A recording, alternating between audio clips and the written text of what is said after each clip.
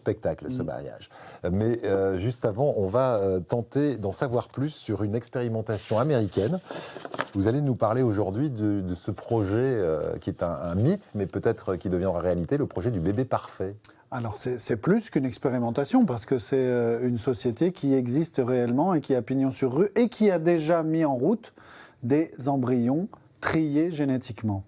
Donc cette société, elle s'appelle Heliospect Genomics. Ouais. Et, elle a été révélée au grand public à la fin du mois d'octobre, quand une association a un peu révélé ses pratiques et ce qu'elle comptait faire et son projet qui n'était pas connu jusque-là, sauf de quelques riches américains.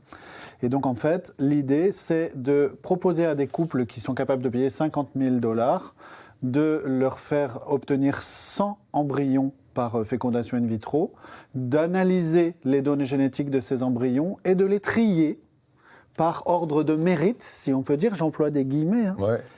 et de proposer aux parents de choisir celui qu'ils préfèrent dans la liste, en fonction de ses caractéristiques génétiques. Donc. Ouais, ça ressemble à de la science-fiction, pourtant c'est une réalité aujourd'hui. On peut vraiment trier le bébé parfait. Alors, il y a des avantages à ça quand même.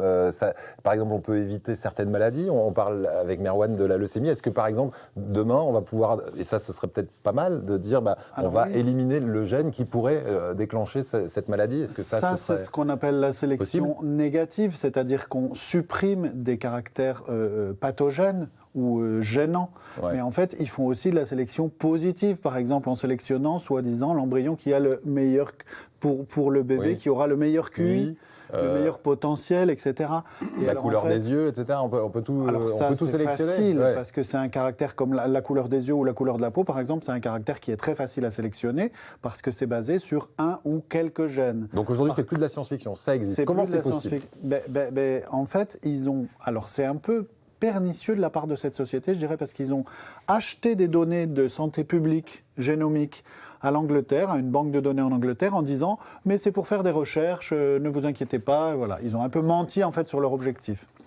Et puis après, ils ont fait tourner de l'intelligence artificielle et des logiciels très compliqués pour essayer d'associer des traits avec des régions génomiques particulières. Le problème, c'est que ça, c'est hyper controversé dans le milieu scientifique et que moi, par exemple, je n'y crois absolument pas, ça ne marche pas pour le moment.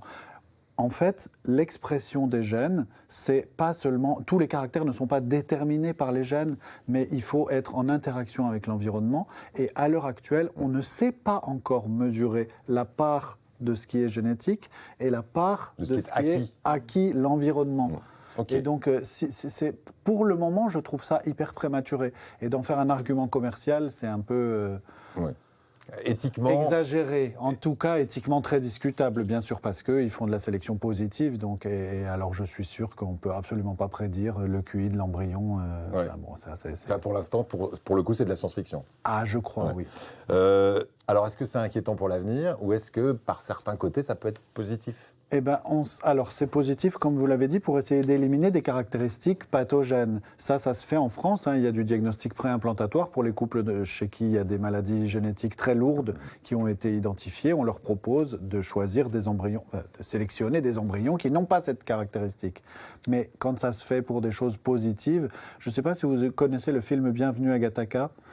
En fait, c'était un film c'était de la science-fiction il y a 20 ans, 25 ans, ça parlait de ça, et maintenant, voilà, les Américains, ils sont en train de le faire, donc c'est un peu inquiétant, en effet. Bon, regardons ça de loin. Et je ne pense pas qu'avec le nouveau président des États-Unis qu'il va y avoir, ça va freiner cette tendance, n'est-ce pas ? Oui, la sélection. Écoutez, on verra ce que l'avenir nous réserve, mais en tout cas, on va retenir que éthiquement c'est discutable, mais qu'il peut y avoir aussi des effets positifs pour éviter peut-être certaines maladies. Merwan, est-ce que vous avez tout compris de ce qu'il a dit ? J'ai tout compris de ce qu'il a dit, donc, parce que c'était limpide et bravo. Bravo. Non, mais je pose la question à chaque invité parce que c'est pas toujours. Je sais que des fois, moi j'ai compris du mal à voulais m'éliminer. Comment ? Tu voulais m'éliminer, clairement. Voilà. Parce que si on t'écoutait, voilà, c'est ça. Il voulait me tuer en vérité. Été éliminé. J'aurais jamais existé si on écoute ce que tu dis, mais c'est pas grave. Mais non, mais pas du tout. On aurait éliminé le gène, pas l'humoriste. On aurait gardé le gène de l'humour. Mesurer exactement tout ce qu'on dit. Merci beaucoup, Patrice. Alors, Merwan, on va terminer avec une personnalité inspirante qui est pour le coup